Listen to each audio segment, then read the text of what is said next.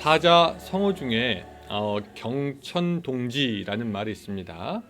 하늘을 놀라게 하고 땅을 움직이게 할 정도로 세상을 놀래킨다라는 그런 말이죠. 무엇인가 아주 깜짝 놀랄 만한 일, 아주 큰 일이 갑작스럽게 되었을 때 우리는 경천동지라는 말을 씁니다.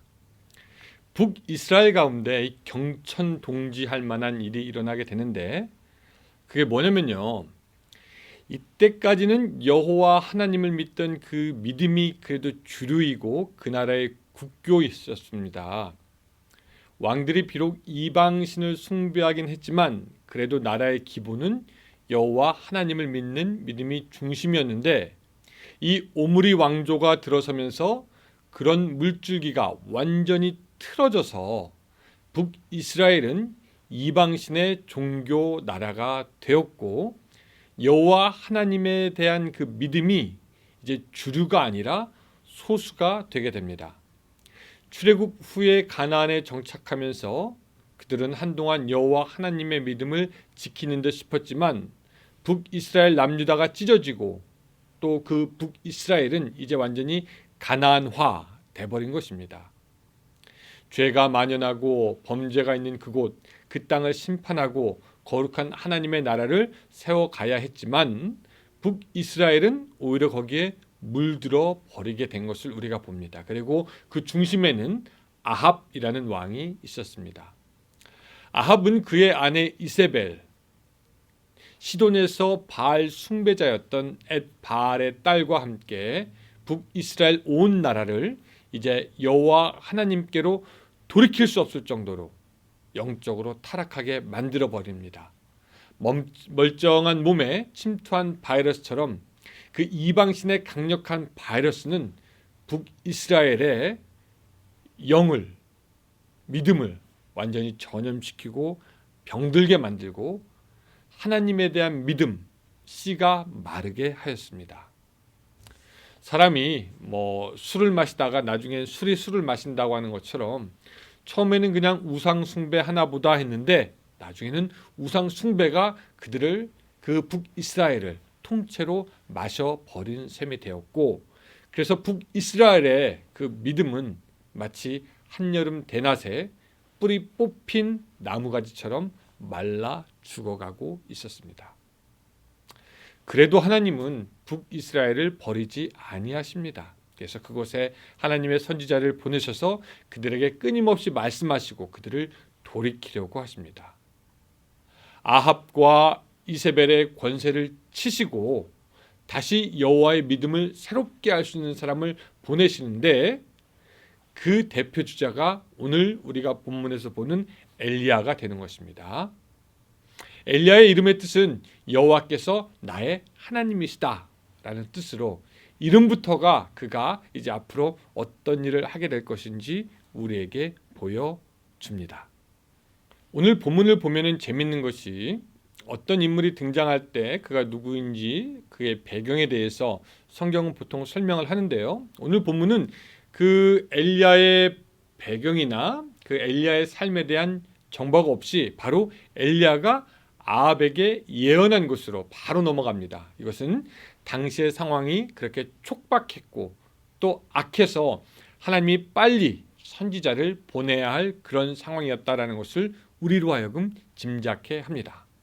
그래서 엘리야가 갑자기 짠 나타나서 아합에게 갑니다. 그리고 1절처럼 이야기합니다.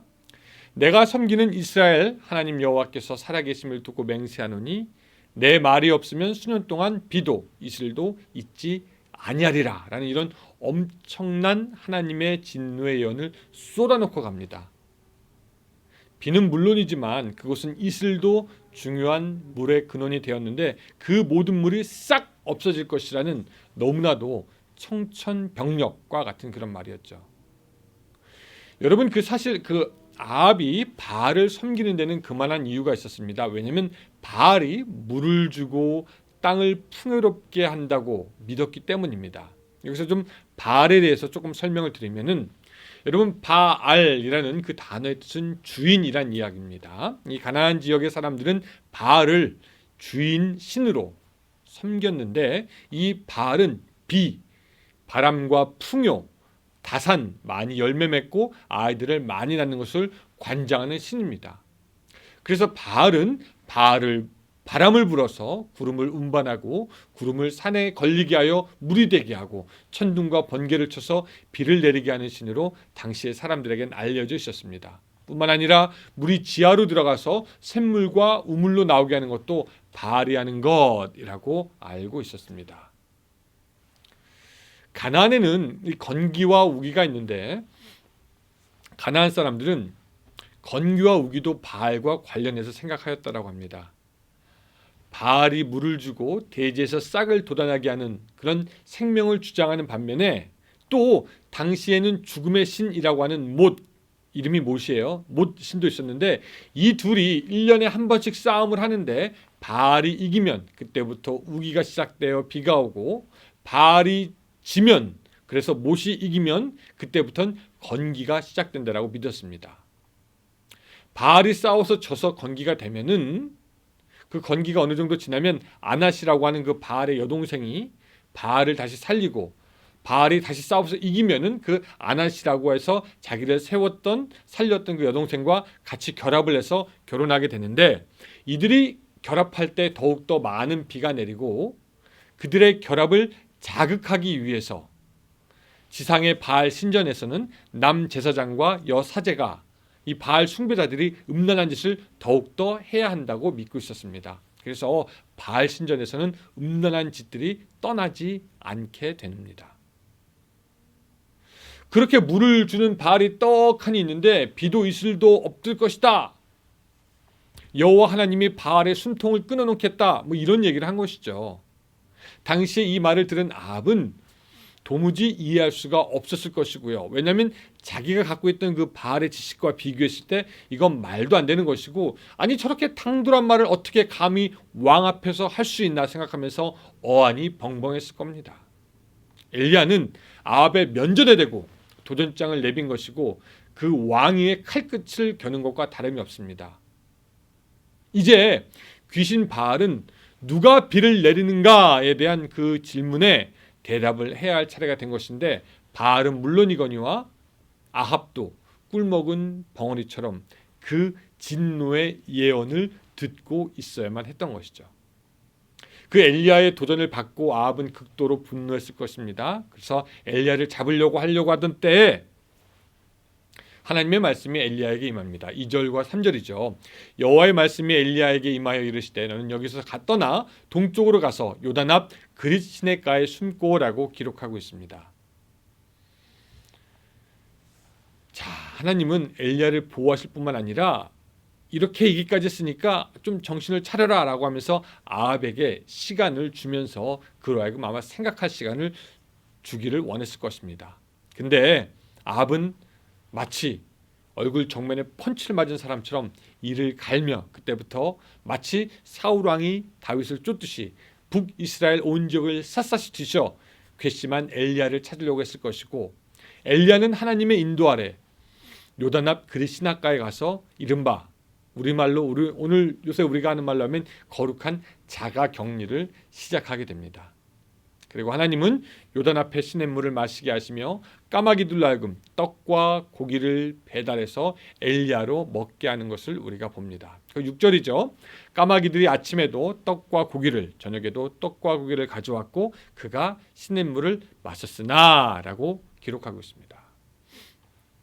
자, 이 이야기를 들었던 북이스라엘 사람들은 아마 혀를 내둘렀을 겁니다. 감히 비를 내릴 수 있는 바알 그리고 그 바알을 섬기는 아합에게 이렇게 도전장을 내미는 사람, 그 사람이 누군가? 가나안 지역에서 비를 가져다 주고 풍요와 다산을 가져다 주는 바알의 심보를 건드리는 엘리야는 누구인가? 과연 여호와 하나님은 바알보다 강해서 수년 동안 비를 내리지 않게 할 수 있을 것인가? 만일 바알이 진정한 신이라면은 그가 비를 내려서 엘리야가 가짜라는 것을 입증해야 되는데 자 이제 아합은 무엇이라고 대답할 것인가 라고 하면서 바알을 대표하는 엘리야와 바알을 대표하는 아합과 여호와를 대표하는 엘리야 둘 사이의 대결을 숨막히게 지켜보고 있었을 것입니다. 자, 여러분, 우리는 여기서 그 엘리야를 책임지시는 하나님을 봅니다. 사실 권력의 실세 중에 실세, 모든 권력의 핵심에 있는 그 아합을 찾아가서 비와 이슬이 없을 것이오라고 이야기하는 것은 사실 보통의 사람으로는 상상할 수도 없는 일이죠. 당시 아마 북이스라엘 사람들은 이렇게 떠들었을 겁니다. 너 엘리야, 아합과 바알을 그렇게 건드리다니 너 이제 죽었어. 그러나 엘리야는 담대하게 하나님의 말씀에 순종해서 아합을 치는 예언을 합니다. 생명을 내놓고 말해야만 하는 그 사명, 선지자의 사명을 감당한 것이죠. 그런데 하나님은 오늘 보니까 그 말씀에 순종하여 사명을 감당한 그 엘리야를 지키십니다. 말씀을 주셔서 엘리야를 숨기시고 어떤 사람도 의지하지 않고 그저 민물인 까마귀를 통해서라도 그를 먹이시는 것을 우리가 보게 되는 것이죠. 이것으로 하나님의 능력이 드러나 보이게 되는 것입니다. 여러분, 우리는 하나님의 말씀을 순종해야 하는 것도 알고 사명을 감당해야 하는 것도 알지만 또 어떤 일인지 확실하게 모를지라도 하나님께서 아마 나를 사용하고 싶어 하신다. 나는 하나님께 사용돼야 한다라는 것 압니다. 근데 우리가 사명을 감당한다는 것이 쉽지 않은 것 같습니다. 걸리는 것이 많습니다. 신경 써야 하는 것도 많습니다. 어떤 때는 자기 자신의 두려움과 걱정 혹은 거역하는 마음이 큰 장애물이 되어서 사명 감당하고자 하나님께 순종하는 것을 막기 때문입니다. 저에게 누가 와가지고 아니 엘리야가 했던 것처럼 당신도 목숨을 걸고 가서 권력의 핵심을 쳐서 그 앞에서 예언하시오라고 하면은 제가 할 수 있을까? 여러분 같으면 할 수 있으시겠습니까? 그러나 사랑하는 여러분, 말씀에 순종하고 사명을 감당하는 자 하나님께서 함께 하시는 줄로 믿습니다. 하나님께서 붙드시는 줄로 믿습니다. 하나님께서 친히 역사하는 줄로 믿습니다. 그 데이빗 리빙스턴이라는 그 유명한 너무너무 유명하죠. 아프리카 선교의 개척자입니다. 그가 처음 아프리카 갔을 때 11년 동안은 한 명의 개종자도 얻지 못했다라고 합니다. 그는 기도하며 기다렸고 때가 돼서 하나님께서 그의 길을 열어주십니다. 그리고 아프리카 내부로 본격적인 탐험을 시작합니다. 아직 선교사들의 발길이 닿지 않는 수천 마을을 향하여 내륙으로 그래서 최초로 아프리카 대륙을 횡단한 사람이 되었습니다. 그는 맹수와 또 환경, 주변의 위험과 질병 앞에 늘 노출이 되어 있었습니다. 그러던 중 언젠가 한번 뜻하지 않게 리빙스턴이 사자에게 물려서 큰 부상을 당합니다. 사람들은 그가 치명상으로 인해서 10중 8구 죽었을 것이라고 판단했고 아마 선교를 그만둘 것이라고 생각했습니다. 그때 리빙스턴이 너무 유명한 말을 남기죠. 무엇입니까? 사명자는 그 사명을 다할 때까지 죽지 않는다. 그 믿음대로 그는 죽지 않고 살아났고요. 그에게 주어진 사명 다 마칠 때까지 정글 속 탐험을 계속하였습니다. 여러분, 오늘 내가 나의 일 하는 거 좋습니다. 내가 책임지고 내가 이루어야 하지요. 예, 그리고 그냥 그것은 내 일만 될 뿐입니다. 근데 오늘 내가 하나님께 순종하며 받은 사명에 따라 살아갈 때 하나님께서 하나님의 일을 이루시고 우리를 책임지실 뿐만 아니라 우리의 일까지도 이루시는 것을 믿으시기 바랍니다. 여러분, 이것이 비밀이에요. 내가 내 일만 하면 그냥 내 일만 하지만 내가 하나님의 사명을 발견하고 그 사명대로 순종하고 사명에 따라서 살 때 하나님은 그 사명에 순종한 우리를 통해서 하나님의 일을 이루시지만 또한 우리의 일까지도 이루어 주시는 것입니다. 우리의 삶은 공짜로 우리가 받은 것이 아니라 하나님께서 주신 사명을 이루어야 하고 그 사명을 발견하여 그것대로 살 때 사실은 진정한 행복이 우리에게 주어지는 것을 믿으시기 바랍니다. 하나님이 그 사명 따라 사는 사람들에게 그 삶을 책임져 주시고 그의 삶을 복되게 해주는 것입니다. 그리고 지켜주는 것입니다. 그렇다면 여러분, 앞으로 우리들 남은 삶을 어떻게 살기를 원하십니까? 하나님을 위해서 아니면 나를 위해서? 여러분들의 남은 인생을 그냥 여러분들의 책임지고 살겠습니까? 아니면 오히려 하나님께 들음으로 하나님이 여러분들의 삶을 책임지게끔 하시겠습니까? 하나님께서 여러분들의 삶을 책임지고 하나님의 사명을 이루어가며 또한 하나님께서 이루시는 여러분들의 일까지 누리고 보고 기뻐하며 그것이 복이 되는 여러분들의 삶이 되시기를 주님의 이름으로 축원합니다. 아멘. 엘리야는 땅에 비가 오지 않을 때까지 그곳에서 지내다가 하나님의 말씀을 듣는데 하나님은 구절처럼 말씀하십니다. 너는 일어나 시돈에 속한 사르밧으로 가서 거기 머물라. 내가 그곳 과부에게 명령하여 내게 음식을 주게 하였느니라고 말씀하십니다. 그래서 엘리야는 사르밧으로 가서 성문에 이르고 거기서 나뭇가지를 줍고 있는 과부를 만나게 됩니다. 하나님께서 그냥 가라니까 그냥 가나보다 생각할 수 있지만 우리는 하나님이 엘리야를 어디로 보내셨는지 다시 한번 잘 봐야 되는데요. 하나님은 엘리야를 무려 시돈으로 가라고 하십니다. 본문 8절 시돈에 속한 사르밧으로 가서, 사르밧은 시돈에 속한 지중해 해안 마을입니다. 자, 여러분, 시돈이 어떤 곳이라고 했습니까? 이 시돈은 성경에서 가장 악녀라고 불리는 이세벨의 고향입니다. 그 열혈 바알 숭배자 엣바알, 그 이세벨의 아버지가 다스리는 땅이죠. 시냇가에 숨어 있다가 북이스라엘의 영토를 벗어나서 바알 우상 숭배자들이 있는 그곳, 우상 숭배의 중심지로 하나님은 그를 가라고 명령하신 것입니다.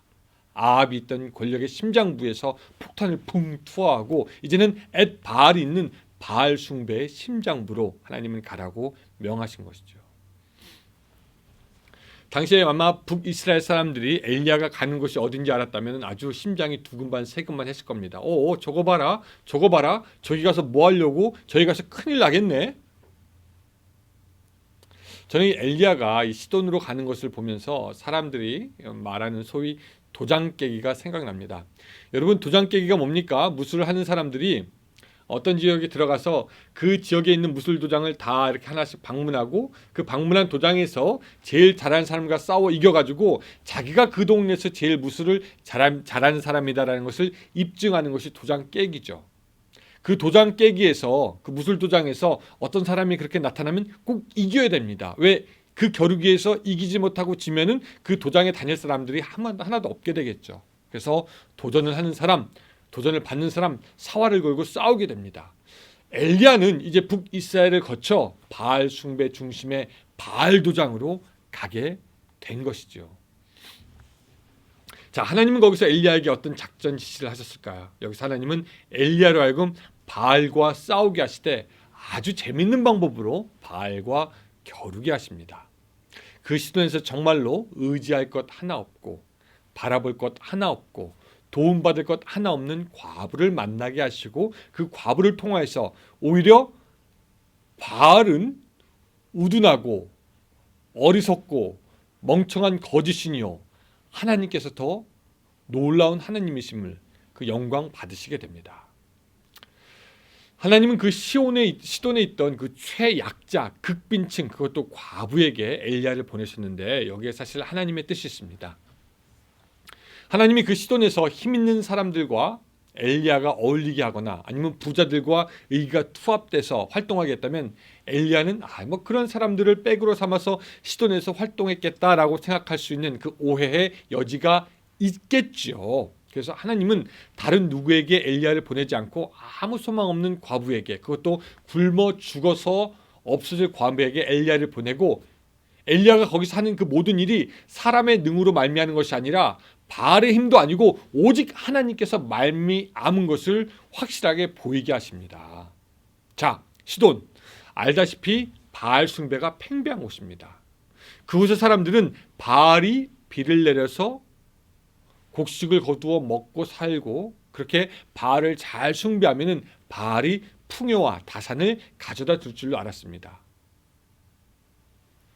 근데 그런 바알이 다스리는 나라 바알 숭배자들이 있는 그 사이에 사르밧 과부처럼 극빈자 이제 곧 죽을 사람이 있었다는 것을 생각해 보시기 바랍니다.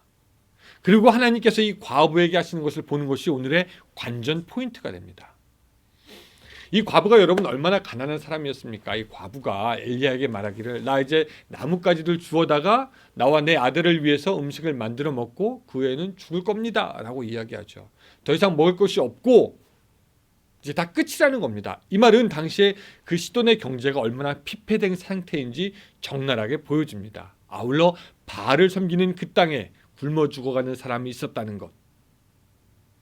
여러분, 이스라엘이 하나님을 잘 섬겼을 때 그들이 얼마나 풍요롭게 살았습니까? 그때는 은이 돌처럼 흔했다고 성경이 말하지 않습니까? 반면 바알을 섬기는 그 땅에는 기아와 가난이 극성이었다는 것을 보여주므로 하나님은 엘리야를 통해서 바알 숭배의 그 땅이 사실은 망해가는 땅이라는 것을 보여주고 있는 것입니다. 그 땅에 하나님은 엘리야를 보내셨고 엘리야는 거기서 하나님의 기적을 보입니다. 조금 남아있는 건 먹고 죽겠다는 사르밧 과부에게 손에 떡 한 조각을 가져오라는 굉장히 어처구니 없어 보이는 요청을 하게 되죠. 과부는 이 조금 남은 것 먹고 죽으려고 합니다 라고 대답했습니다. 이에 대해서 엘리야는 나를 위해서 먼저 떡을 만들고 그 남은 것으로 과부와 아들이 먹어라 라고 하는 무례 보이기까지 한 부탁을 하게 되죠. 그러면서 예언의 말씀을 합니다. 자, 14절입니다. 이스라엘의 하나님 여호와 말씀이 나 여호와가 비를 지면에 내리는 날까지 그 통에 가루가 떨어지지 아니하고 그 병에 기름이 없어지지 아니하리라 하셨느니라.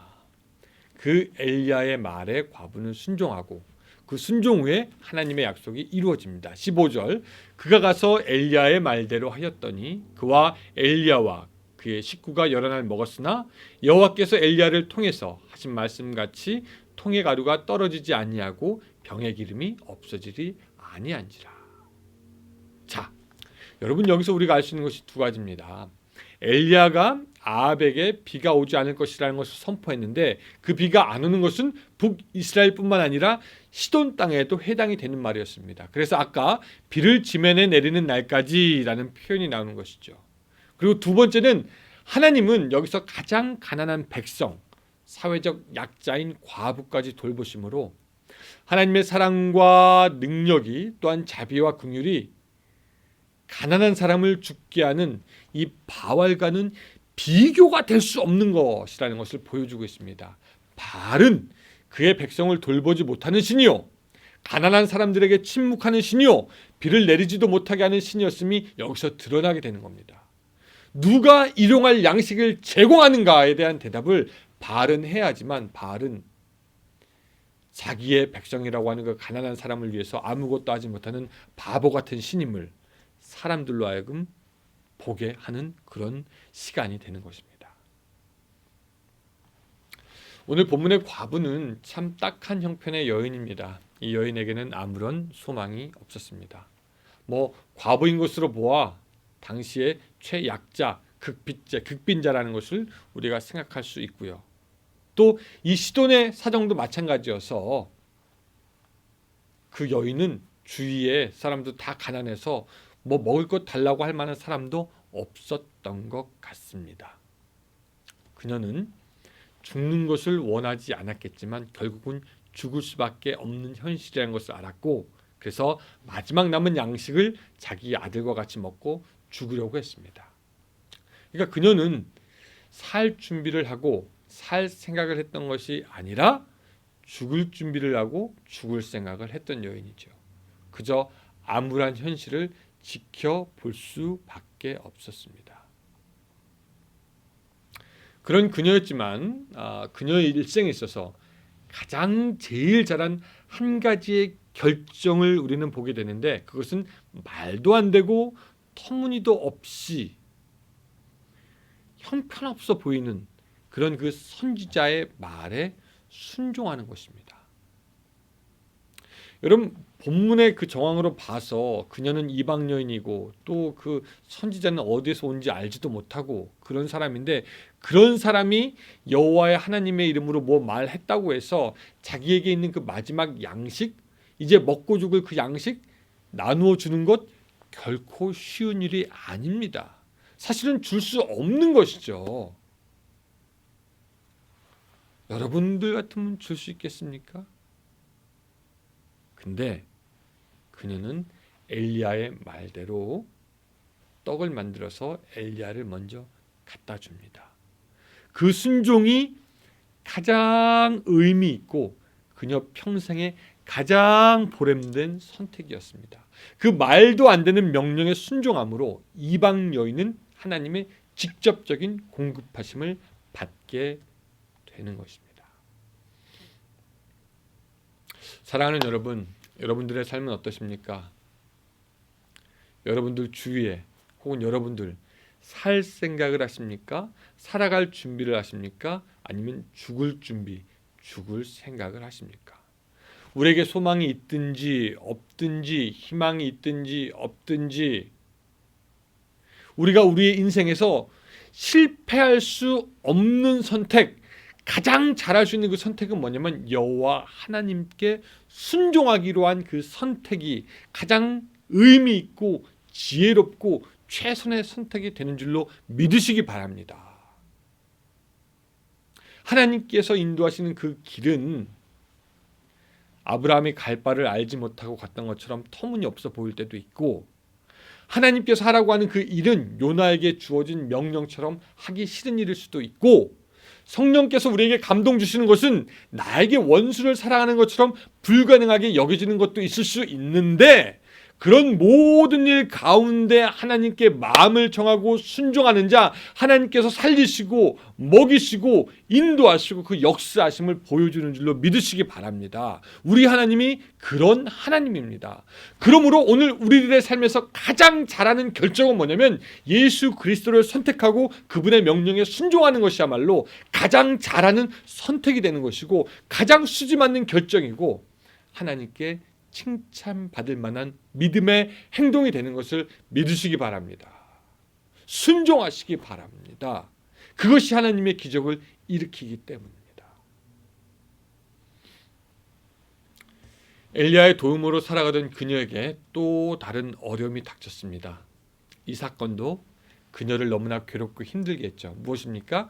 그녀의 아들이 아파서 점점 위중해지더니 나중에 숨이 끊어져 죽게 된 겁니다. 이 아들이 결국 죽게 되고 여인은 엘리야에게 와서 말합니다. 18절 하나님의 사람이여 당신이 나와 더불어 무슨 상관이 있기로 내 죄를 생각나게 하고 또 내 아들을 죽게 하려고 내게 오셨나이까.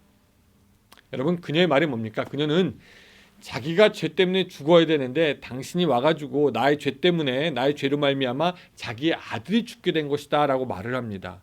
자기의 죄 때문에 하나님께서 아들을 심판하신 거 아닙니까? 당신이 와서 이렇게 된 겁니다 라고 이렇게 얘기합니다. 근데 우리는 알죠. 여인의 죄로 인해서 아들이 죽은 것이 아니라 하나님께서 그 일을 통해서 시돈 가운데 영광을 드러내시려고 그렇게 하셨다는 것을 우리가 압니다. 여러분 이런 생각은 제자들도 했던 생각입니다. 예수님께서 길을 가실 때 맹인이 된 사람을 보았습니다. 그때 제자들이 물어봅니다. 라비여, 이 사람이 맹인으로 난 것이 누구의 죄로 인함입니까? 그의 부모입니까? 아니면 그의 죄입니까?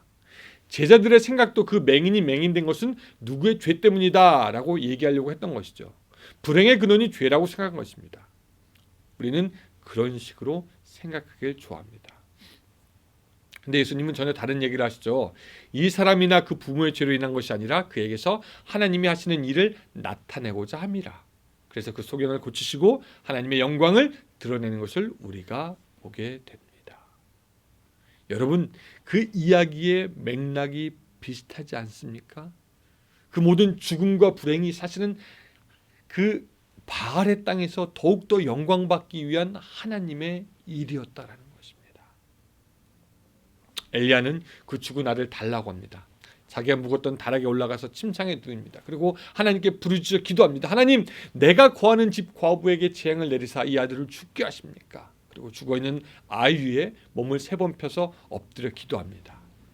그리고 그 아이의 혼이 그 아이에게 다시 돌아오게 됩니다. 자, 하나님은 그 엘리야의 소리를 들으신 거죠. 그리고 그 간절한 기도 끝에 그 아이를 다시 살리십니다. 이 고대 근동의 그 종교를 연구하는 사람들에 의하면은 당시의 사람들은 일단 사람이 죽어서 저 세상으로 가면은 어떻게 할 방법이 없다라고 생각했다라고 합니다. 그때부터는 그들의 신도 일단 죽은 사람은 어떻게 해보지 못하는 것으로 알았습니다. 제대로 알고 있는 것이죠. 근데 엘리야가 바알이 하지 못하는 기적을 하나님의 이름으로 행해서 죽은 소년을 살려낸 것입니다. 여러분, 이 소식을 들은 그 시돈 사람들은 기가 막혔을 겁니다. 아니, 어떻게 이런 일이 가능하냐는 것입니다. 이게 말이나 되는 소리냐는 것입니다. 하나님은 바알의 심장부에서 바알의 능력을 훨씬 뛰어넘어 참 하나님이신 것을 보여준 거죠. 하나님은 여기서 또 한번 물어보고 있습니다. 생명의 주관자가 누구냐? 바알과 바알 숭배자들은 아무런 대답도 할 수가 없지요.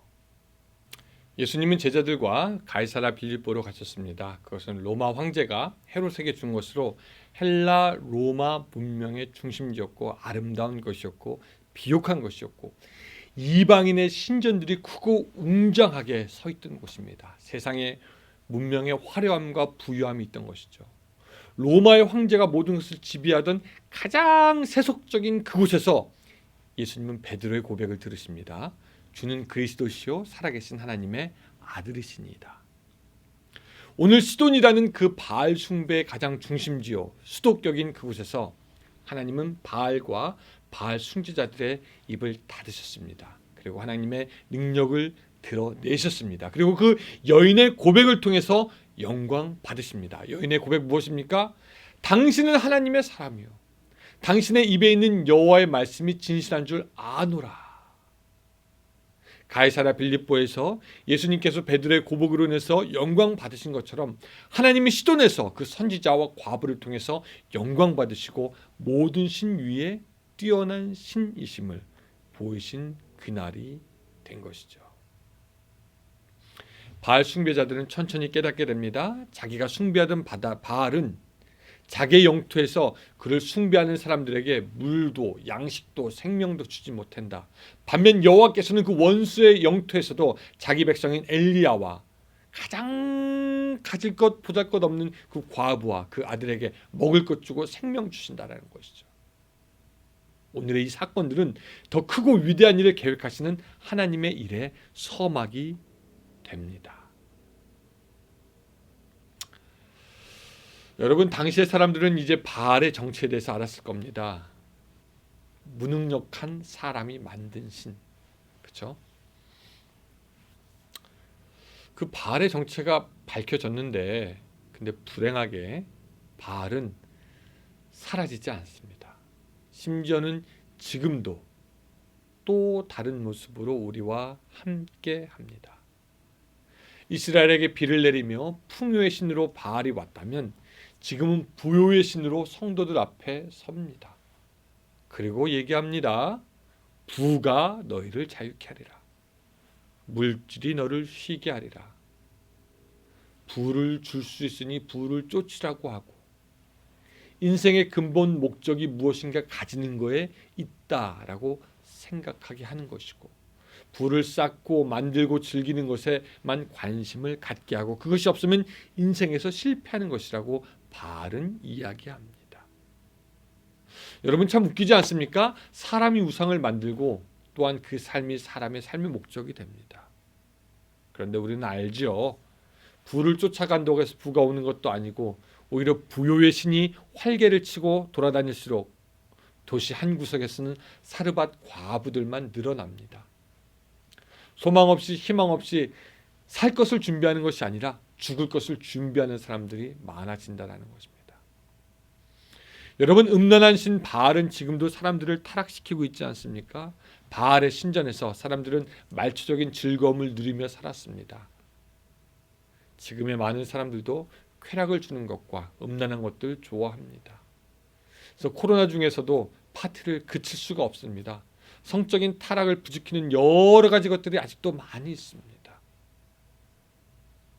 그 바알이 좋아 보이는 것 같지만 사실 우리는 알죠. 그 바알이 활개를 치고 다니면 다닐수록 사람들은 영적으로 목말라가고 타락하고 병들고 우리의 가정들은 더욱더 약해지는 것을 우리가 압니다. 이러한 때에 하나님은 바알과 바알의 숭배자들 그리고 세상과 하나님의 한 발짝씩 두고 있는 우리들에게 여전히 물어보고 있습니다. 누가 비를 내리게 했냐? 누가 일용할 양식을 줄 수 있느냐? 누가 생명의 주관자이냐? 여러분 누구입니까? 누가 여러분들에게 비를 내리게 할 수 있습니까? 누가 여러분들에게 일용할 양식을 줄 수 있습니까? 누가 생명의 주관자입니까? 사명을 감당한 엘리야, 순종했던 과부를 기억하시기 바랍니다.